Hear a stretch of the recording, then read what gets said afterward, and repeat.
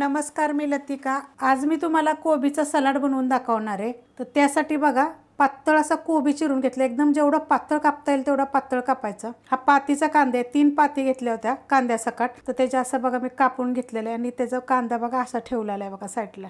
तर 3 घ्यायचे। थोडीशी कोथिंबीर घेतलेली आहे, हिरवी मिरची बिन तिखटाची आणि एकदम बारीक असे पातळ एकदम बारीक कापून घेतलेली, कुटून टाकली तरी चालेल।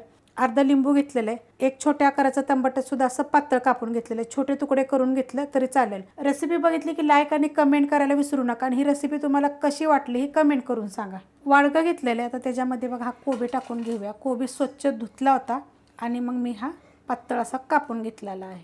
हे सगळं साहित्य आपण टाकून घेऊया।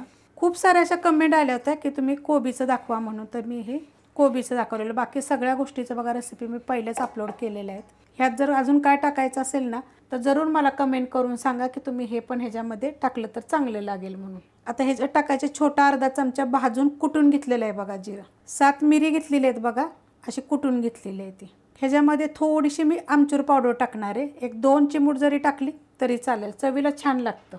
अर्धा चमचाला बी कमी पिठी साखर टाकायची।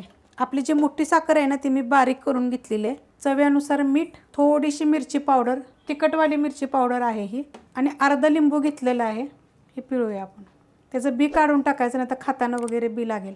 आता हे आपण मिक्स करून घ्यायचं। मिक्स असं करून घ्यायचं एकजीव झालं पाहिजे, तर त्यामुळे काय होतं ह्यातली चव छान येते। तर बाकीचं जसं आपल्याला गाजर पाहिजे वगैरे तर तशा पण रेसिपी मी अपलोड केलेली आहे सगळ्या। मी ह्याच्या खाली कोशिंबीर, सलाड वगैरे सगळं ह्याच्या खाली रेसिपी तुम्हाला मी लिंक देते, ते पण तुम्ही बघा, मस्त झालेले आहेत। आता हे पहिलं आपण कापले किती पातळ बघा, असं एकदम पातळ कापायचं म्हणजे चव छान येते। आपण जाऊ कधी हॉटेलवरनं जेवण मागवतो किंवा हॉटेलमध्ये कधी जातो ना आपण, तर अशा पद्धतीचं असतं।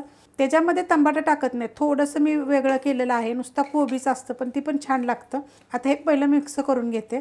मिक्स करून झालेलं आहे बघा। आता ह्याच्यामध्ये मी बिन तिखटाची मिरची टाकलेली आहे, तुम्ही थोडीशी तिखटवाली जरी टाकली तरी चालेल, पण आपण ह्याच्यामध्ये तिखटवाली मिरची पावडर पण टाकलेली आहे, त्याच्या हिशोबामध्ये टाका तुम्ही कमी तिखट। आणि जर तुम्हाला ह्याला जर असा कलर पाहिजे असेल तर ह्याच्यामध्ये थोडीशी काश्मीरी मिरची पावडर टाकायची, कारण ह्याचा कलर नसतो, नुसता कलर असतो, तिखटपणा नसतो त्याला बिलकुल। तर आपल्याला कलरसाठी जर पाहिजे तर आपण काश्मीरी मिरची पावडर टाकू शकतो। आता तुम्हाला मी सांगते, तुम्ही ही जर असं बनवाल तुम्ही आणि मग जेवस्तवर असं पाणी सुटतं, कारण की आपण मीठ टाकलेलं असतं ना आणि कालवलं की त्याला पाणी सुटतं। तर आपण काय करायचं, सगळं साहित्य मिक्स करून ठेवायचं आणि फक्त मीठ आपण जेवायच्या अगोदर पहिले एक 5 मिनिटं किंवा 2 मिनिटं जरी टाकलं आणि असं चांगलं मिक्स केलं तर चालतं। तर बघा एवढं पाणी सुटलेलं आहे त्याला, पण जी चवीला लागतं ना ती एक नंबर लागतं। तुम्ही करून बघा, झटपट रेसिपी आहे आणि खूप रेसिपी मी तुम्हाला झटपट दाखवते।